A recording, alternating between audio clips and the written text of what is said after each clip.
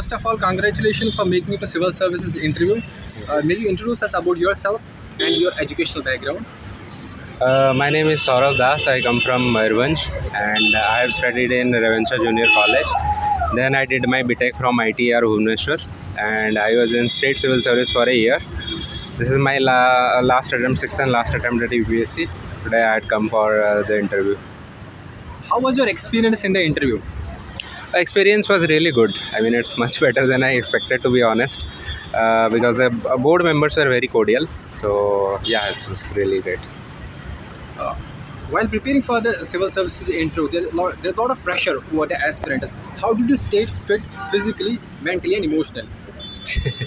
I can tell you about staying fit, mentally, but I don't know. Like, I did not think of it as, a lot of things to do or something.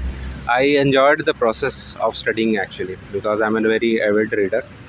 But apart from that, yes, pressure will be there, of course. So you will have challenges for your mental health.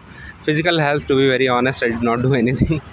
But I'm looking forward to being fitter than I am right now. And I did not actually focus on anything other than studies, to be honest.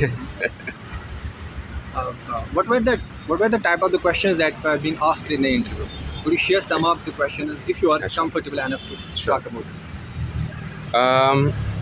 They mostly asked me about disaster management because that was mentioned in my DAF because I have worked under Revenue and Disaster Management Department of Odisha. So they asked a lot of questions on how to handle disasters. One question was that what will be your difference in approach between handling a drought and a flood, for example. They also asked me about to give a generic kind of flowchart of different disasters and how you manage. That is basically the disaster management cycle. And apart from that, they also asked me questions on literature because reading was one of my hobbies. So they asked me which kind of books do you read? Have you read what is the latest book that you have read? Who is your favorite author? These kind of very simple questions. Another of my hobbies was traveling. So they asked me which 3 places would you suggest for a traveler? So I said one place in Odisha Chilika, I said another place in Meghalaya, one more in Andaman Nicobar. So then some follow-up questions followed.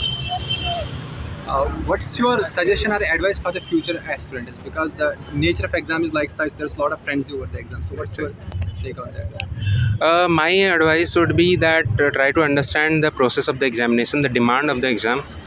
Please don't go by, just what anyone says. You go through the previous year papers and try to understand what UPSC is demanding from you.